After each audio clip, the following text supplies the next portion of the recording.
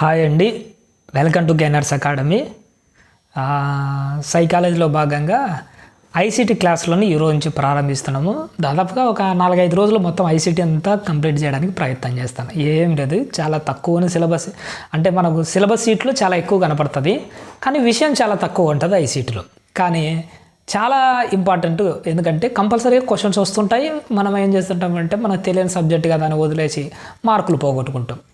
సరే, నేను ప్రతి పాయింట్ని మీకు వివరంగా చెప్తాను. ఎక్కడి నుంచి క్వశ్చన్స్ వస్తున్నాయని కూడా నేను ఫోకస్ చేసి మాట్లాడుతూ ఉంటాను. మీరు కూడా జాగ్రత్తగా వినడానికి ప్రయత్నం చేయండి, సరేనండి. ఇంకా ఆలస్యం చేయకుండా క్లాస్లోకి వెళ్దాం. First ICT. ఐసీటీ అంటే ఏంటంటే ఇన్ఫర్మేషన్ అండ్ కమ్యూనికేషన్ టెక్నాలజీ. ఒక మాటలో చెప్పాలంటే, నేను చెప్పే ఒక పాయింట్ మీరు విన్నారంటే ఈజీగా ముందు క్లాసులు అన్నీ అర్థమైపోతాయి. ఒకటి ఏంటంటే, ఒకప్పుడు మనము పిల్లలకు బ్లాక్ బోర్డు మీద బోధన అన్నది చేస్తూ వచ్చాం. అంటే మనం నిలబడతాము, బోర్డు మీద ఏదో ఒకటి రాస్తాము, రాసినదని మనకి చెప్తూ ఉంటాం. వాడు ఏం చూసి నేర్చుకుంటాడంటే, మన బోర్డు మీద రాసిన ఆ నల్ల బోర్డు మీద రాసిన తెల్ల అక్షరాలు చూసి నేర్చుకునేవాడు ఒకప్పుడు. కానీ ఈ మధ్య కాలంలో ఏమొచ్చిందంటే టెక్నాలజీ అన్నది అభివృద్ధి చెందుతూ వచ్చింది. టెక్నాలజీని ఉపయోగించి బోధన చేయడం.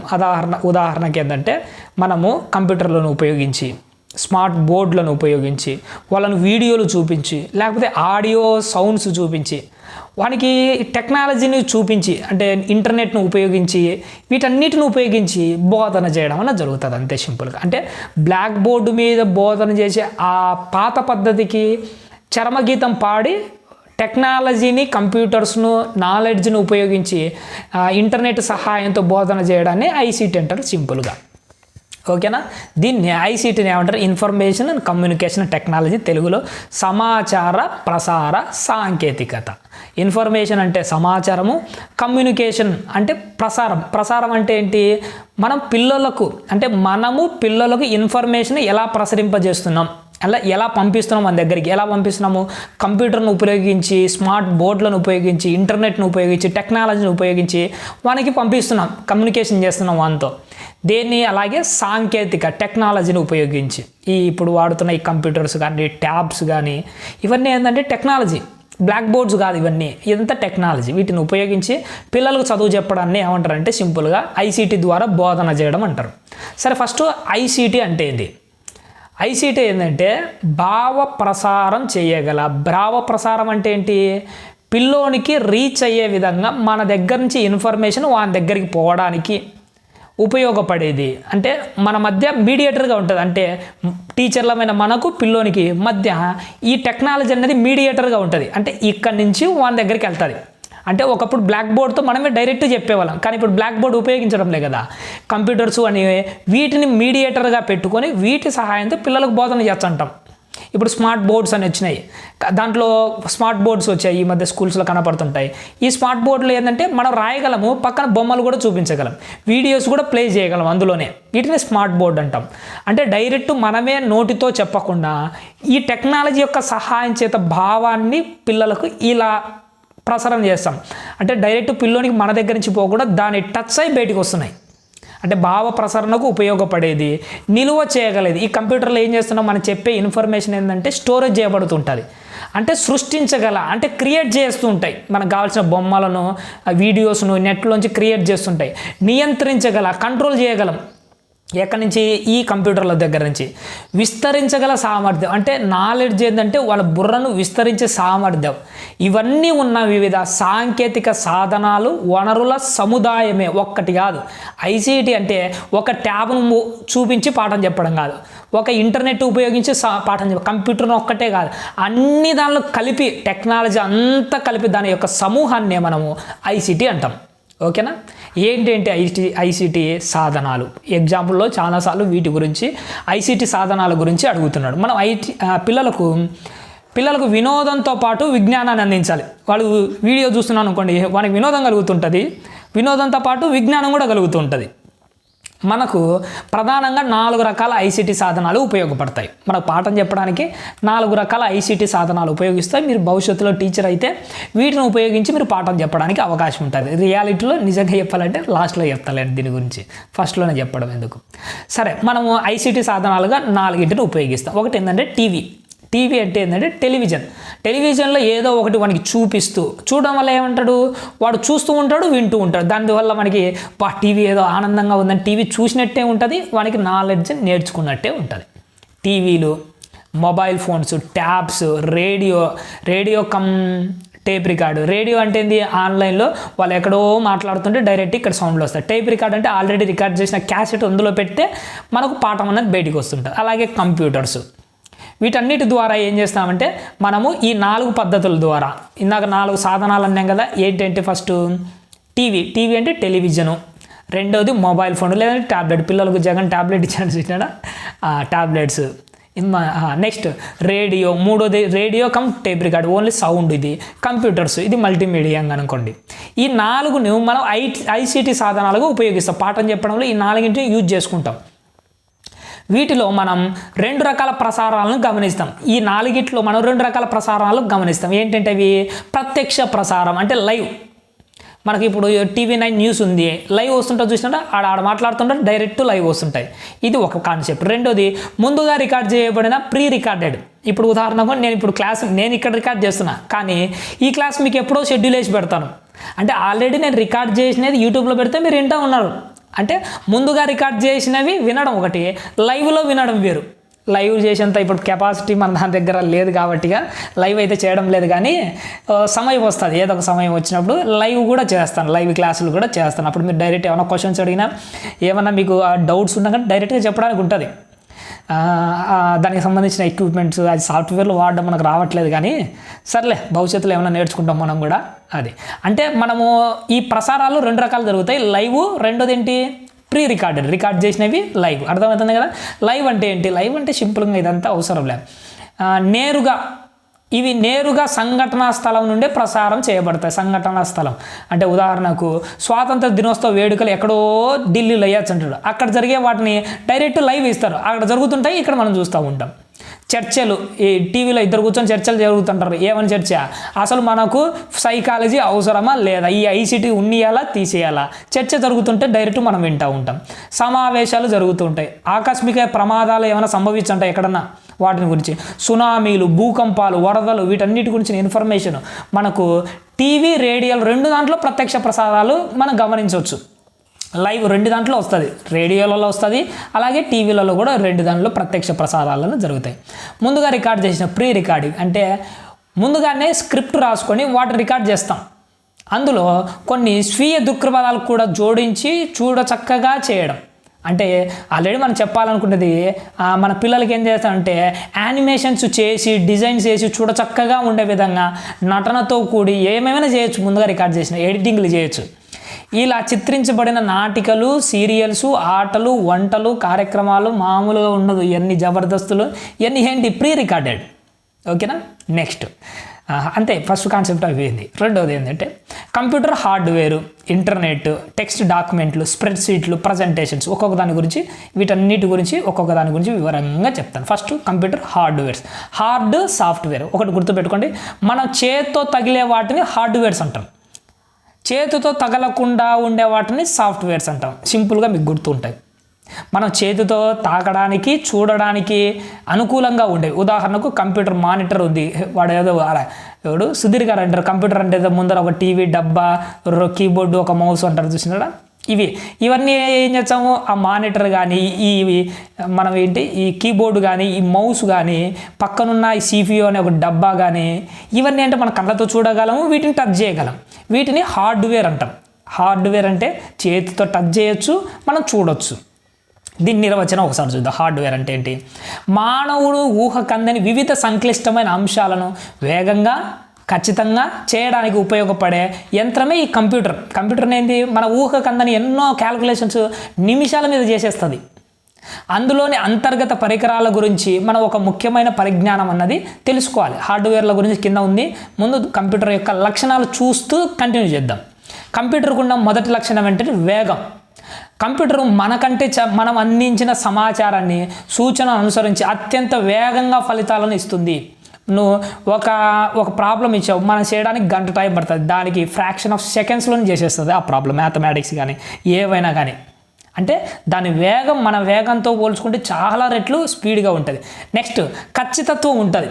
మనం ఇచ్చిన సూచనకు అనుగుణంగా దోషరహిత ఫలితాలను ఖచ్చితంగా సరైన ఇన్ఫర్మేషనే ఇస్తుంది కంప్యూటర్. అది దానిలో ఉన్న ఖచ్చితత్వం. మనము ఒక 10 సార్లు ఏమైనా ప్రాబ్లం ఏం చేసినాకో ఏదో ఒక్కసారి మిస్టేక్ చేస్తాం. 100 సార్లు చేసినా 1000 సార్లలో ఒకసారి మిస్టేక్ చేస్తాం. కానీ 1000 సార్లు ప్రాబ్లం ఇచ్చే 1000 సార్లు కరెక్ట్గానే చేస్తుంది.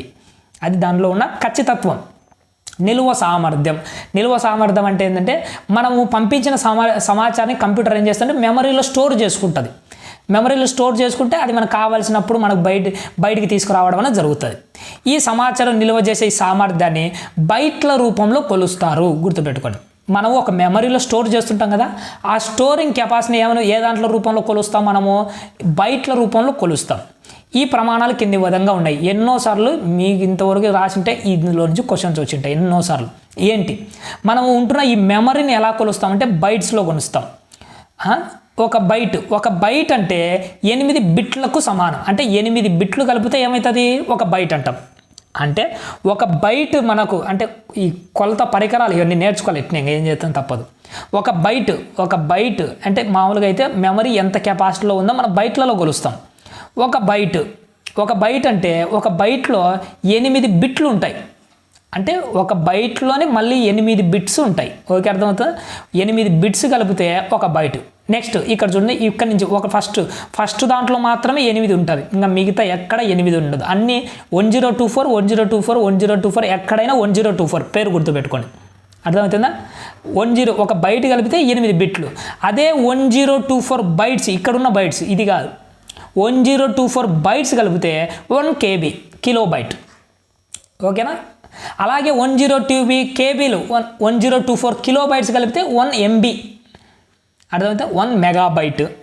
1024 MB కలిపితే మెగాబైట్లు కలిపితే 1 GB 1 GB. 1025 జీబీలు కలిపితే 1 టెరాబైట్ TB. ఇప్పుడు మీకు కంప్యూటర్లో హార్డ్వేర్లో ఐడియా ఉంటే వీటన్ని కూడా అవి అర్థం కాకపోయినా కానీ మీకు మెమరీ కార్డులో ఐడియా ఉన్నాయి కదా, సిమ్ కార్డులో ఏదైనా నీ మొబైల్ ఫోన్ ఎంత అనేది ఏమంటాము, నాది ఎంత 8 GB ఇంటర్నల్ 32 GB స్టోరేజ్ అంటాడు. అంటే ఇక్కడ జీబీ 32 GB జీబీలను మెన్షన్ చేస్తున్నా కదా, ఇవే అవి. అర్థమవుతుందా? అంటే 1 బైట్లో 8 బిట్లు ఉంటాయి. ఇది ఎన్నోసార్లు అడిగాడు. 1 బైట్ ఈజ్ ఈక్వల్ టు ఎంత అని, 8 బిట్లు. అదే 1024 బైట్స్ కలిపితే 1 KB. ఈ ప్రాసెస్ గుర్తుపెట్టుకొని, ఇంకా కేబీల కంటే పెద్దది ఎంబీల కంటే జీబీ పెద్దది, జీబీలో అంటే టీబీ పెద్దది. ఇంకా ఇంతకంటే పెద్దగా మనకు క్వశ్చన్స్ లేవు కూడా మన టెక్స్ట్ బుక్స్లో. ఓకేనా? నెక్స్ట్ కంప్యూటర్లో ఉన్న మరొక లక్షణం ఏంటంటే విశ్వసనీయత. ఇది చాలా విశ్వాసం కలిగినది. అంటే ఒక అప్లికేషన్ ఎన్నిసార్లు ఉపయోగించినా ఒకే విధమైన ఫలితాలనే ఇస్తుంది. 10 సార్లు ఒకసారి ఉపయోగించాం, నువ్వే సమాధానం 100 అన్నది. 10 సార్లు ఉపయోగించిన 100 అంటుంది. 1000 సార్లు ఉపయోగించిన 100 అంటుంది. అదే ఒకే క్వశ్చన్ నిన్ను అడిగి చూడు, ఒక క్వశ్చన్ అడిగాము, నువ్వు సమాధానం చెప్పావు. రెండోసారి అడిగాం, ఒరే నీకు ఎన్ని చేతులు రా అని అడిగాం, నాకు 2 ఉన్నాయి అన్నాం. రెండోసారి మరి నీకు ఎన్ని చేతులు రా, 2 అన్నాం. 10 సార్లు అదే క్వశ్చన్ అడిగితే మనకు విరక్తి కలుగుతుంటుంది. 20 సార్లు అదే క్వశ్చన్ అడిగితే 100 సార్లు అరే నీకు ఎన్ని గారే ఏం కళ్ళు కానరాలేదా, ఒకటే నాకు ఉండేది అంటాడు. అర్థమైతే అంటే మనలో ఏంటంటే మన విసుగుతో ఏం కలుగుతుంది అంటే మనం విశ్వసనీయమైన సమాధానాలు ఒకసారి ఇవ్వం. అర్థమవుతుందా? కానీ కంప్యూటర్ ఎప్పటికైనా ఉంటుంది. బహుళ రంగ ప్రయోజనం. ఈ కంప్యూటర్లు పెక్కు రంగాల్లో బహుమ ప్రజ్ఞతో ఉపయోగపడతాయి. ప్రతి చోట కంప్యూటర్లు వెళ్ళండి. ఏది సాఫ్ట్వేర్ అయినా సాఫ్ట్వేర్ కంపెనీలో కంప్యూటర్లే, హాస్పిటల్లో కంప్యూటర్సే, ఇక్కడ అక్కడనే తేడాలు. ప్రతి చోట కంప్యూటర్లను వాడుతున్నాం. నెక్స్ట్ వినియోగ సౌలభ్యం. కంప్యూటర్లో కొంచెం ఆంగ్ల పరిజ్ఞానం ఉంటే ఈజీగా ఎక్కడైనా మనం వాడడానికి అవకాశం ఉంటుంది. నెక్స్ట్ విసుగు విరామం లేకుండా పని చేయగల సాంప్రదాయం. కంప్యూటర్లకు విసుగు రాదు, విరామం లేదు, అని పని చేస్తూనే ఉంటాయి. నెక్స్ట్ ఇందాక చెప్పిన హార్డ్వేర్లు. కంప్యూటర్లో ఉన్న వివిధ భాగాలు, వ్యవస్థలు. సరే, దాంట్లో ఉన్న హార్డ్వేర్లు ఏంటో చూద్దాం. మనం ఉపయోగించే కంప్యూటర్లో ముఖ్యంగా 3 భాగాలు ఉంటాయి. ఒకటి ఇన్పుట్ విభాగము, రెండోది అవుట్పుట్ విభాగం, మధ్యలో ఏముంటుందంటే CPU ఉంటుంది. సరే, ఒక్కొక్క దాని గురించి మీరు ఇవి ఇన్పుట్ విభాగము, central processing unit CPU, output విభాగం. ఒక బొమ్మ ఏమంటారో మీకు పవర్ఫుల్గా బెస్తా, మీరు భయపడకండి. సరే, ఇక్కడ మానిటర్ అని ఒకటి ఉంది, మానిటర్ టీవీ వేసాను బొమ్మ. ఈ పక్క మీరు ఒక డబ్బా లాంటిది చూస్తున్నారు, ఇక్కడ ఒకటి వేసాను. ముందరనే ఒక కీబోర్డ్ పెట్టాను మీకోసమే స్పెషల్గా, అందులో టైప్ చేయకుండా ఏం రాదు. దీనికి తోక ఒకటి, ఎలక తోక, దీన్ని ఒక మౌస్ తగిలిచ్చాను. ఇది కదా మీరు కంప్యూటర్ చూసి అంటారు. ఇప్పుడు చూడండి, ఫస్ట్ ఏంది ఇన్పుట్ విభాగం. ఇన్పుట్ అంటే ఏంటంటే కంప్యూటర్కు మనం దేని ద్వారా అయితే సూచనలు ఇస్తామో, ఇప్పుడు టైపింగ్ అంతా ఎక్కడ జరుగుతుంది, అదే మనం ఇక్కడ ఏం టైప్ చేస్తున్నాం కంప్యూటర్కు మనం ఇచ్చేవి మౌస్ ద్వారా క్లిక్ చేసేటి ఇవన్నీ ఏంటంటే ఇన్పుట్ పరికరాలు, దీన్ని ఇన్పుట్ విభాగం అంటారు. మళ్ళీ సెంట్రల్ ప్రాసెసింగ్ యూనిట్, ఒకసారి ఏమంటారు సిపియును విస్తరించండి అని అడుగుతాడు. సిపియు అంటే సెంట్రల్ ప్రాసెసింగ్ యూనిట్. పక్కన లెఫ్ట్ సైడ్ ఒక డబ్బా లాంటిది కనపడుతుంటుంది చూసినారా, పవర్ ఆన్ చేసేది ఆఫ్ చేసేది అన్నీ కనపడుతుంటాయి, దీన్నే సిపియు అంటాం. ఏదైనా కానీ ఒకదాని నుంచి వివరంగా చెప్తానండి. నెక్స్ట్ అవుట్పుట్ అంటే మనం ఇచ్చిన దాంట్లో ఇందులో ప్రాసెస్ జరిగి మనకు రిజల్ట్స్ ఇక్కడ చూపిస్తారు, స్క్రీన్ మీద చూసినారు, ఇది అవుట్పుట్.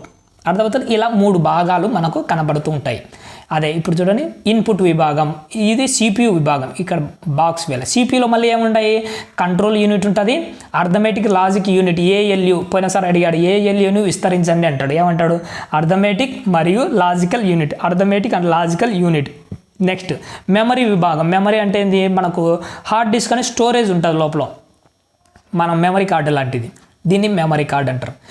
నెక్స్ట్ అవుట్పుట్ విభాగం అంటే ఏమేమి వస్తాయి దాంట్లో మనకు రిజల్ట్స్ చూపించేది ఏదైనా కానీ, మన ఇన్ఫర్మేషన్ ఇచ్చేది ఇన్పుట్. కంప్యూటర్ ఇక్కడ నుంచి ఏదైనా ఆర్డర్స్ కానీ ఇన్స్ట్రక్షన్స్ పోతే అది ఇన్పుట్.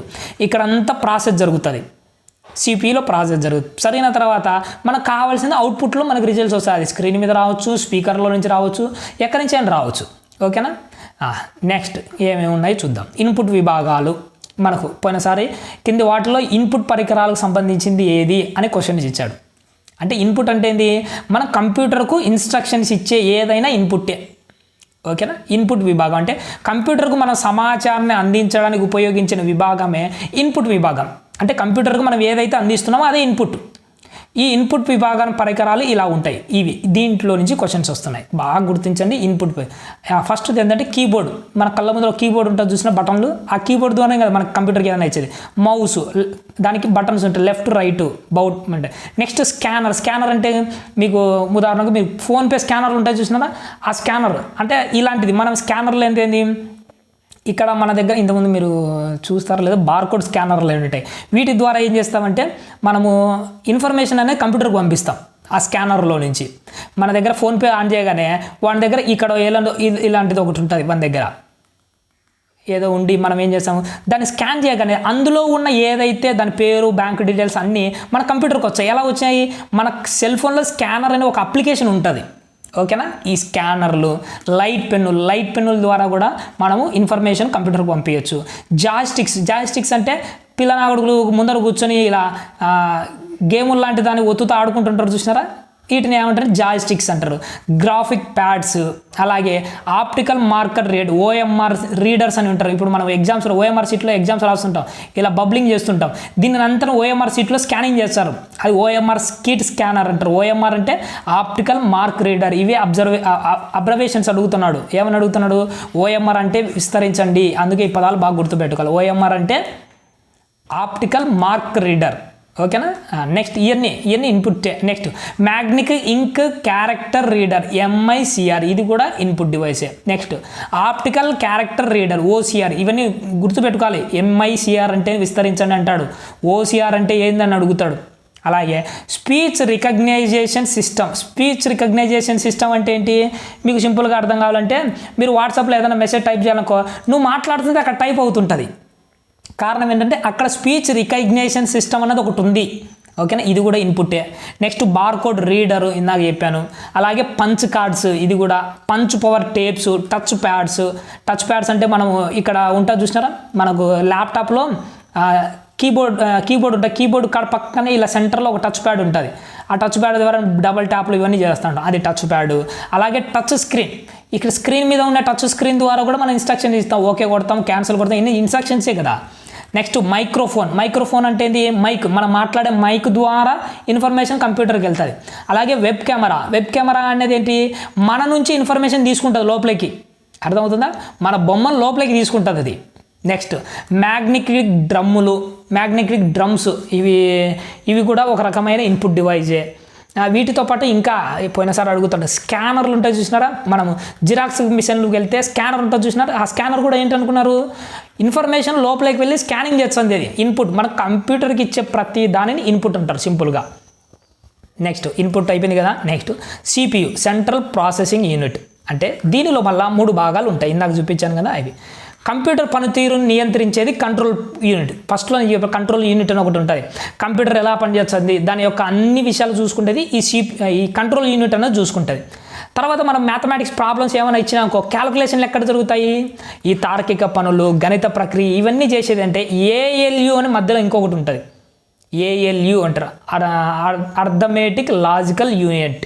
ఇది ఉపయోగిస్తాం. నెక్స్ట్ సమాచారాన్ని నిల్వ చేయడం, మనం ఇచ్చిన దాన్ని ఆ ఇన్ఫర్మేషన్ సేవ్ చేసుకుంటుంటా చూసినా దానినే మెమరీ యూనిట్ విధి అంటాడు. ఈ 3 ఉంటాయి ఇందులో. ఒకటి కంప్యూటర్ పనిని గురించి, క్యాలిక్యులేషన్ గురించి, మెమరీ స్టోరేజ్ గురించి. ఈ 3 పనులు CPU చేస్తుంది. వీటితో పాటు అధిక సమాచారం నిల్వ చేయడానికి స్టోరేజ్ సెకండరీ యూనిట్ని ఉపయోగిస్తాము. అంటే మనకు కంప్యూటర్లో 2 రకాల స్టోరేజ్లు ఉంటాయి ప్రతి కంప్యూటర్లో. ఏంటి, ఒకటి ర్యామ్ అంటాము, ఒకటి రోమ్ అంటాం.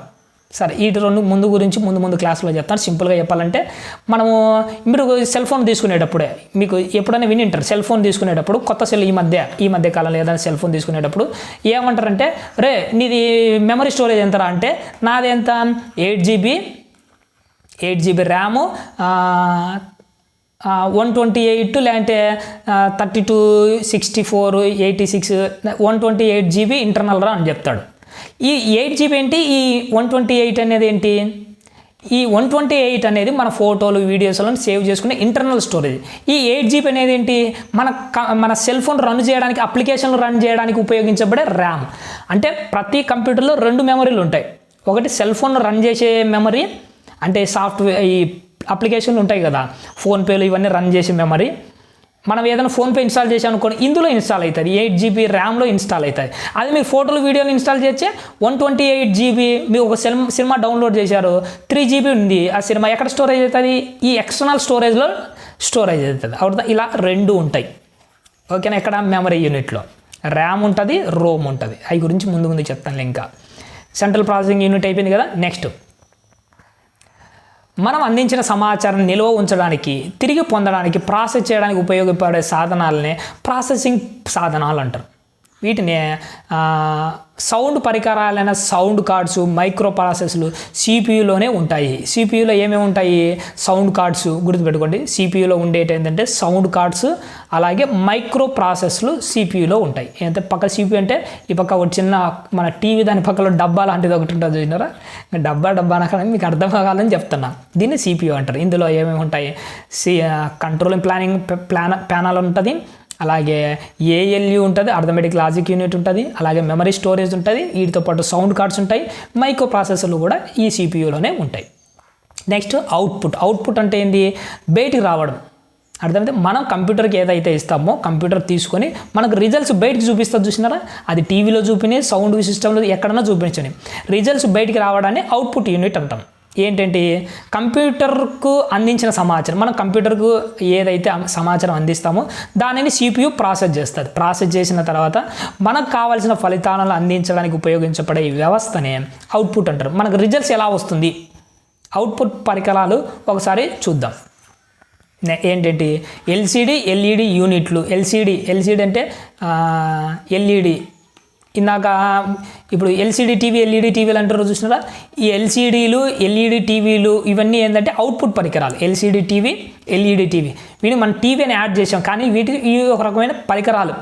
LCD టీవీ, LED టీవీ ఇవి మనకు అవుట్పుట్లో చూపిస్తూ ఉంటాయి. కంప్యూటర్ ఒకవేళ మన CPUకు ఈ LCD టీవీ కానీ LED కానీ కనెక్ట్ చేస్తే మనకు అవుట్పుట్ ఇక్కడే కనపడుతుంది.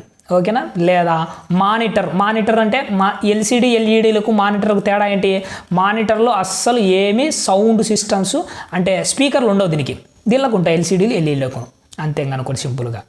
నెక్స్ట్ ప్రింటర్ అంటే మనం ఏదైతే కంప్యూటర్కి చేసామో అది ప్రింట్ ఇస్తుంది చూసినా అవుట్పుట్ చూపిస్తుంది. ఉదాహరణకు కంప్యూటర్లో రెజ్యూమ్ టైప్ చేసుకున్నావు, దాన్ని ప్రింట్ తీసుకున్నావు, అవుట్పుట్ ఎక్కడ కనిపించింది నీకు, ప్రింటర్లో కనపడింది. నెక్స్ట్ ప్లాటర్ కూడా ఇలాంటిదే, ఏది మన దీనికి సంబంధించిన అవుట్పుట్ లాంటిదే. నెక్స్ట్ స్పీకర్, మనం ఇప్పుడు AR రెహమాన్ ఉన్నాడు, కంప్యూటర్ను ఉపయోగించి అద్భుతమైన సంగీతం, వాయిద్యాలే కాదు కంప్యూటర్లో కూడా మనము సంగీతాన్ని సృష్టించవచ్చు. సృష్టించిన తర్వాత ఆయన ఎక్కడ వింటాడు, AR రెహమాను ఎక్కడ వింటాడు, స్పీకర్లో వింటాడు అవుట్పుట్. ఇలా మొదలైన వాటి ద్వారా సమాచారాన్ని అందించడాన్ని అవుట్పుట్ పరికరాలు అంటారు. కొన్ని సాంకేతిక పదాలు, ఈ పదాలలో అబ్జర్వేషన్స్, లేకపోతే ఈ అబ్జర్వేషన్స్ ఏమడగడు కానీ వాట్ ఈజ్ వాట్ అని అడుగుతున్నాడు. ఫస్ట్ మన ఫైల్ అన్న పేరు మనం వింటూ ఉంటాం కంప్యూటర్లో. ఫైల్ అంటే ఏంటంటే మనము ఏదైనా కానీ అంటే ఒక ఫోటో కానీ వీడియో కానీ పాట కానీ ఏదైనా ఈవెంట్ కానీ మొదలైన ఏవైనా ఫైల్లో నిల్వ చేయబడతాయి. మనం ఏదైనా కానీ ఒకటి సేవ్ చేసిన అంటే ఫోటో సేవ్ చేసినట్టు అది ఎక్కడ సేవ్ అవుతుంటుంది, ఒక ఫైల్లో సేవ్ అవుతుంటుంది. మనం ఇక్కడ ఫైల్స్ అంటే ఏంటి, ఫోటోలనైనా ఫైల్స్ అంటాము, వీడియోలనైనా ఫైల్స్ అంటాము, వేటినైనా కానీ మనం సేవ్ చేసే ప్రతి దానిని ఫైల్ అంటాం. నెక్స్ట్ ఫోల్డర్ అంటే ఏంటి, ఇలాంటి ఫైల్స్ అన్నీ ఒక చోట కలిపినాం అనుకో దాన్ని ఒక ఫోల్డర్ అంటాం.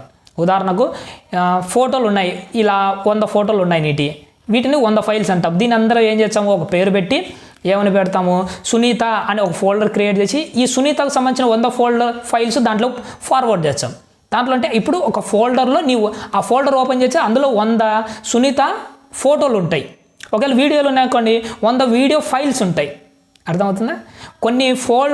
కొన్ని ఫైల్స్ యొక్క సమూహాన్ని ఏమంటారంటే ఫోల్డర్ అంటాం. ఇంకా ఏం చెప్పాలంటే ఒక ఫోల్డర్లో ఇంకా ఫోల్డర్స్ కూడా పెట్టవచ్చు మనం. ఇప్పుడు ఒక ఫోల్డర్ పెట్టాము సునీత అనే ఫోల్డర్ క్రియేట్ చేసాము. సునీత లోపల మళ్ళీ లోపలికి వెళ్ళిన తర్వాత ఇంకొక ఫోల్డర్ కూడా క్రియేట్ చేయొచ్చు. సునీత మ్యారేజ్ ఈవెంట్ అని ఇంకొక ఫోల్డర్ క్రియేట్ చేయొచ్చు. సునీతకి ఏం జరిగింది, మళ్ళీ పెళ్ళి అయిపోయినాక పిల్లలు పుట్టారనుకోండి, ఒక సంవత్సరానికి ఫస్ట్ బర్త్డే అలాంటి ఎన్నో ఫోల్డర్ క్రియేట్ చేసి ఒక్కొక్క దాంట్లో సపరేట్గా ఫోటోలు పెట్టవచ్చు. మళ్ళీ అర్థమవుతుందా? ఫోల్డర్లో మరికొన్ని ఫోల్డర్లు కూడా పెట్టవచ్చు మనము. నెక్స్ట్ డిస్క్ అంటే ఫోల్డర్స్ నిల్వ చేయడానికి ఉపయోగపడేవి.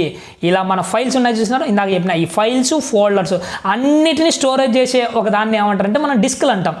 ఏంటంటే ఉదాహరణకు హార్డ్ డిస్క్, పెన్ డ్రైవ్స్ ఉంటాయి చూసినారు, పెన్ డ్రైవ్స్, డివిడీలు, సీడీలు, మెమరీ కార్డులు, వీటన్నిటిని మనం డిస్క్లు అంటాం. సరే, నెక్స్ట్ సాఫ్ట్వేర్లు రకాలు. టైప్స్ ఆఫ్ సాఫ్ట్వేర్స్లో ముఖ్యంగా మనకు 2 రకాల సాఫ్ట్వేర్స్ ఉంటాయి. ఒకటి application software, 2 operating system softwares. సాఫ్ట్వేర్లు 2 రకాలు, ఒకటి అప్లికేషన్ సాఫ్ట్వేర్లు, రెండవది సిస్టమ్ సాఫ్ట్వేర్స్. ఏంటంటే నేను వివరంగా చెప్తాను, ఏం టెన్షన్ పడకండి. అప్లికేషన్ సాఫ్ట్వేర్లు అప్లికేషన్ మీకు కంప్యూటర్ ముందు గురించి చెప్పడం కంటే సెల్ ఫోన్ గురించి చెప్తుంటే ఈజీగా అర్థమవుతాయి. ఓకేనా? సెల్ ఫోన్ పక్కన పెట్టి మీరు కంప్యూటర్ అనగానే ఇప్పుడు కాస్తసేపు కంప్యూటర్ పక్కన పెట్టండి, ఎందుకంటే కంప్యూటర్ మీకు అర్థం కాకపోయినా సెల్ ఫోన్ మీకు బాగా అర్థమవుతుంది కదా. సెల్ ఫోన్ బాగా అర్థమైందంటే ఇది కూడా అర్థం. అప్లికేషన్, మీ సెల్ ఫోన్లో ఏమేమి అప్లికేషన్, ఫోన్పే ఉందా, ఫోన్పే అప్లికేషన్ ఉంటుంది. యూట్యూబ్ అనే ఒక అప్లికేషన్ ఉందా, ఇన్స్టాగ్రామ్ ఉందా, ఓకే ఉంది. వాట్సాప్ ఉందా, ఇవన్నీ ఏంటి అప్లికేషన్. ఇవి కూడా ఒక రకమైన సాఫ్ట్వేర్లు. ఓకేనా? అంటే సెల్ ఫోన్లో ఉండే ఈ అప్లికేషన్లు ఏమంటారంటే సాఫ్ట్వేర్. అంటే కంప్యూటర్లో కూడా సాఫ్ట్వేర్లు ఉంటాయి. మైక్రోసాఫ్ట్ అనే అప్లికేషన్ ఒకటి ఉంటుంది, టైపింగ్ కోసం ఒకటి ఉంటుంది. ఫోటోషాప్ అనే ఒక అప్లికేషన్ ఉంటుంది, బ్రౌజర్లు అనే అప్లికేషన్. వీటన్నిటిని ఏమంటే వీటిని అప్లికేషన్ సాఫ్ట్వేర్స్ అంటారు. ఫస్ట్ పాయింట్ అర్థమైంది కదా, అప్లికేషన్ సాఫ్ట్వేర్. కంప్యూటర్లో ఒక ప్రత్యేకమైన పనిని, ఫోన్పే అదొక ప్రత్యేకమైన పని చేస్తారు, వాట్సాప్ అదొక ప్రత్యేకమైన, ఇన్స్టాగ్రామ్ అదొక ప్రత్యేకమైన, యూట్యూబ్ అదొక ప్రత్యేకమైన పని. ఒక ప్రత్యేక పనిని నిర్వర్తించడానికి తయారు చేయబడిన ఈ సాఫ్ట్వేర్ ప్రోగ్రామ్లనే అప్లికేషన్ సాఫ్ట్వేర్లు అంటారు. ఉదాహరణకి ఏంటంటే ఎంఎస్ ఆఫీస్ మనం ఏదైనా వర్డ్ టైప్ చేసుకుంటే వీటికి. VLC video player, only videos play చేయడానికి. వినాంపో అలది. ఇవన్నీ ఏంటంటే ఇవన్నీ మనకు సాఫ్ట్వేర్లు. ఏం సాఫ్ట్వేర్లు ఇవి? అప్లికేషన్ సాఫ్ట్వేర్లు. నెక్స్ట్ ఆపరేటింగ్ సిస్టమ్ అనేది. ఆపరేటింగ్ సిస్టమ్ అంటే ఏంటి, ఇది కంప్యూటర్ను పనిచేయడానికి ఉపయోగపడుతుంది. అంటే ఇప్పుడు ఉదాహరణకు నీ కంప్యూటర్ ఉంది, కంప్యూటర్లో ఈ ఎంఎస్ ఆఫీస్ పని చేయాలంటే ముందు కంప్యూటర్ ఆన్ కావాలి కదా. ఆన్ కావడానికి కూడా మనం ఒక సాఫ్ట్వేర్ను బిల్డ్ చేస్తాం. దానిని ఏమంటారంటే ఆపరేటింగ్ సాఫ్ట్వేర్. అంటే కంప్యూటర్ మొత్తం పని చేయడానికి ఉపయోగించే సాఫ్ట్వేర్. ఓకేనా? ఇది కంప్యూటర్ పని చేయడానికి ఉపయోగపడుతుంది. కంప్యూటర్లోని ఇతర ప్రోగ్రాములు అప్లికేషన్లు పనిచేయడానికి ఆపరేటింగ్ సిస్టమ్ తప్పనిసరి.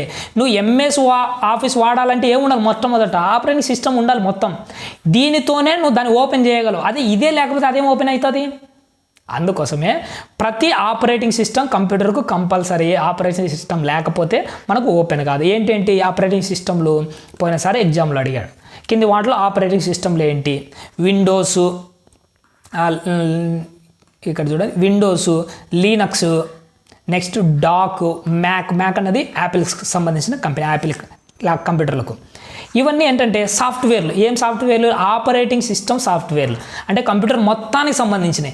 ఈ మొత్తంలో ఇవి ఏం చేస్తాయంటే ఫస్ట్ కంప్యూటర్ రన్ చేస్తాయి. అప్పుడు కంప్యూటర్ లోపల నువ్వు మళ్ళీ కొత్త అప్లికేషన్ డౌన్లోడ్ చేసుకోవచ్చు. ఓకేనా? అలాగే మొబైల్స్లో అయితే ఆండ్రాయిడ్, ఐఓఎస్లు, విండోస్ ఆపరేటింగ్ సిస్టమ్స్ మనం గమనిస్తాం మొబైల్లో ఇందాక చెప్పినట్టు. అలాగే ఎంఎక్స్ ప్లేయరు, క్యాండీ క్రష్ ఇవన్నీ అప్లికేషన్ సాఫ్ట్వేర్, ఇందాక వాట్సాప్లో ఇవన్నీ అవి. నెక్స్ట్ ఇంటర్నెట్ అంటే ఏంటి, ఇంటర్నెట్కు వెబ్కు ఏంటి తేడా అన్న దాని గురించి ఒకసారి చూసుకొని ముగించుకుందాం ఈ లెసన్. ఎందుకంటే ఇందులో చాలా క్వశ్చన్స్ ఇందులో నుంచే వస్తున్నాయి. సరే, ఫస్ట్ ఇంటర్నెట్ అంటే ఇది. ఇంటర్నెట్ మీకు తెలిసింది ఏంటి? ఇంటర్నెట్ అంటే ఏం లే, 2 GB రీఛార్జ్ చేసుకోవడము, అరిగిపోయేంత వరకు రీల్స్, సీరియల్స్, సినిమాలు, అవసరమైతే యూట్యూబ్ ఓపెన్ చేసి అప్పుడప్పుడు మనకు బోరు కొడితే ఇలాంటి క్లాసులు ఓపెన్ చేసి చూడడము.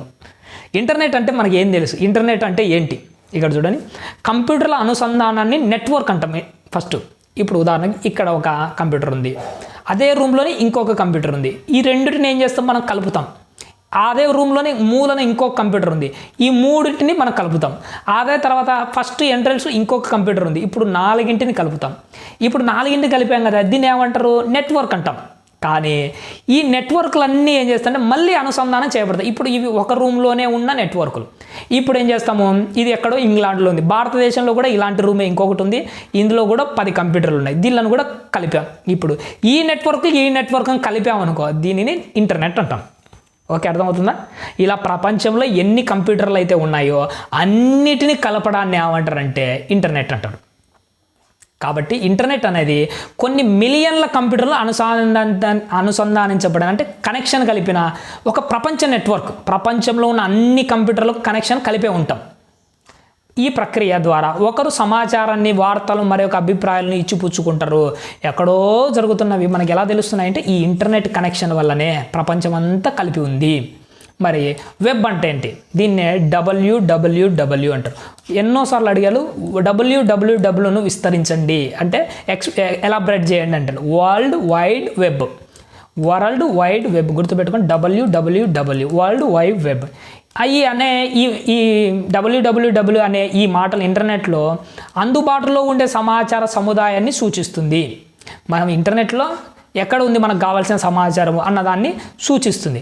దీన్ని సింపుల్గా వెబ్ అని పిలుస్తాం. డబ్ల్యూని ఏమని పిలుస్తాం? సింపుల్గా WWW అనేదాన్ని సింపుల్గా వెబ్ అంటాం. వెబ్ అనేది ఒక రకమైన లైబ్రరీ లాంటిది. ఈ వెబ్ అనేది ఇంటర్నెట్లో ఉన్న ఒక లైబ్రరీ లాంటిది.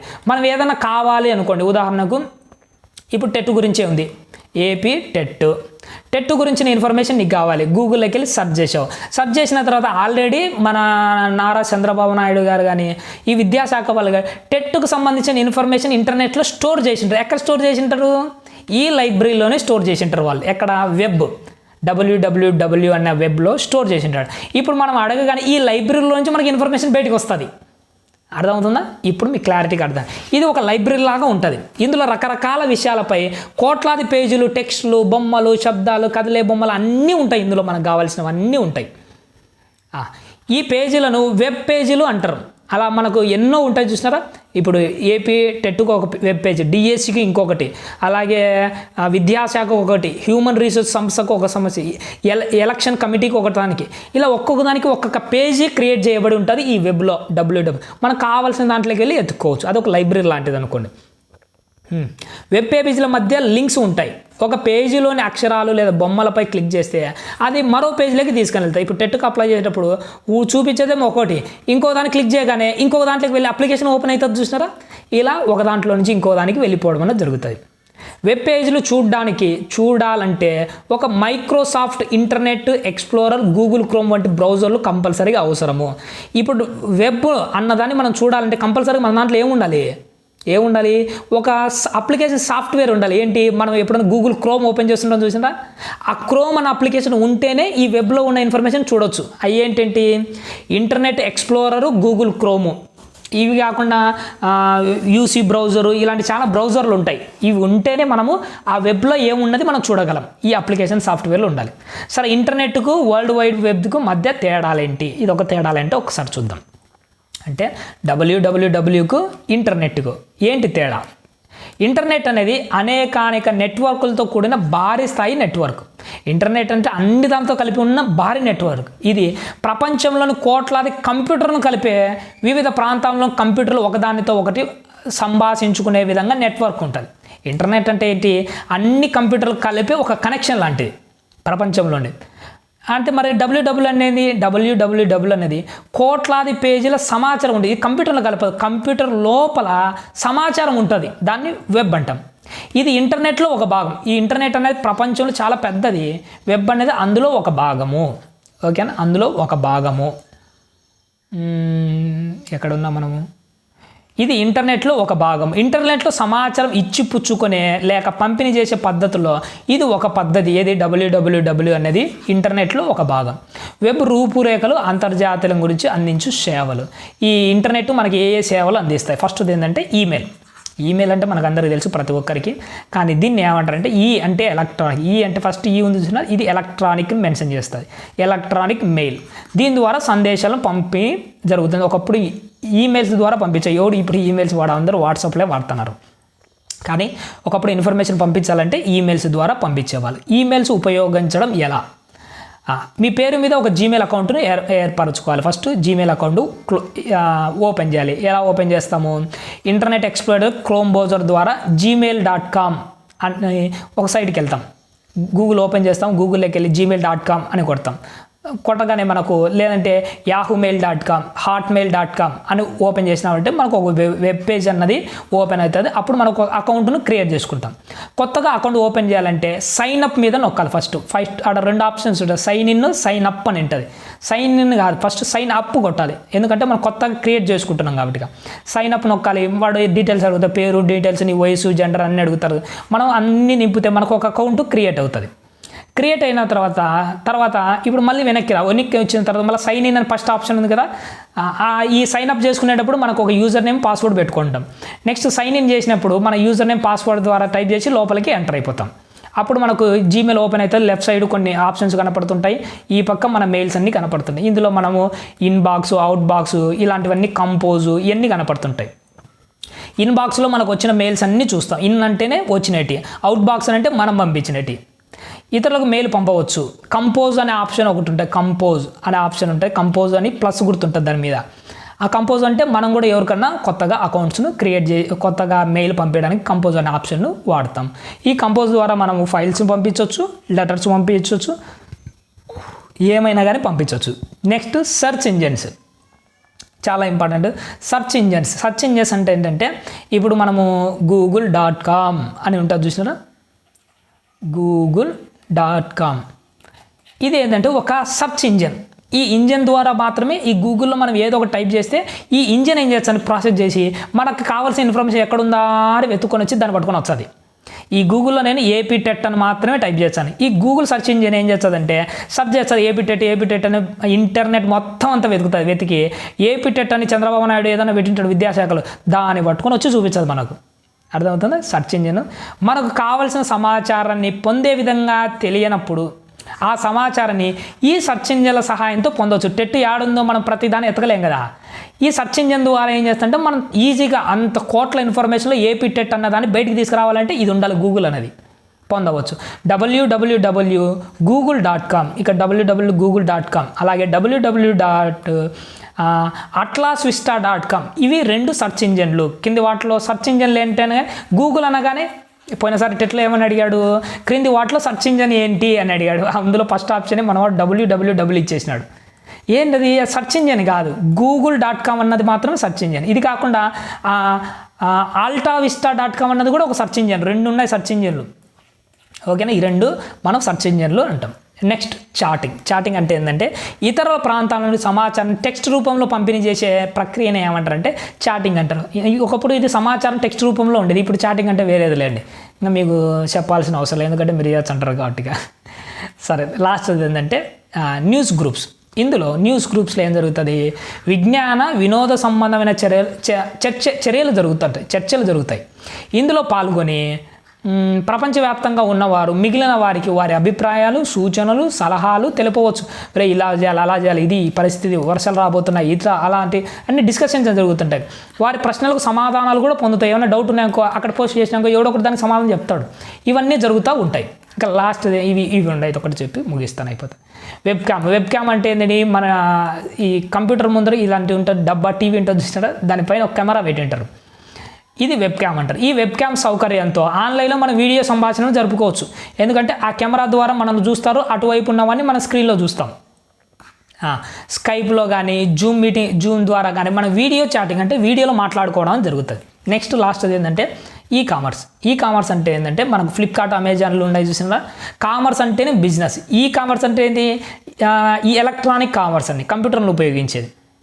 ఈ సదుపాయం ద్వారా మనకు వచ్చిన అందుబాటులో ఉన్న వస్తువులు ఇంటి నుండి షాపింగ్ చేసే సౌకర్యం అన్నది అందుబాటులో ఉంది. ఉదాహరణకి ఏంటంటే అమెజాన్, ఫ్లిప్కార్ట్లు, ఈ మధ్య మింత్రా, ఇవన్నీ చాలా వచ్చాయి. ఇవన్నీ మనకు ఈ కామర్స్ కింద చెప్పుకుంటాము. ఇది మనకు ఒక కాన్సెప్ట్, ఒకటే కాదు చాలా కాన్సెప్ట్ ఇందులో నేను కవర్ చేశాను. ఎందుకంటే మనకు డిఎస్సిలో మెన్షన్ చేసిన సిలబస్ సీటు పెద్దది, కానీ మనం చెప్పుకోవాల్సింది చాలా తక్కువగా ఉంటుంది. అందుకోసమే 4-5 క్లాసులో మొత్తం ఐసీటీనే కంప్లీట్ చేస్తాను. ఓకేనండి, అర్థమైంది అనుకుంటున్నా. అర్థం కాకపోతే ఏం కాదు, ఇంకోసారి వినండి, ఈజీగానే అర్థమవుతుంది. ఓకేనా? థ్యాంక్ యూ అండి, థ్యాంక్ యూ వెరీ మచ్.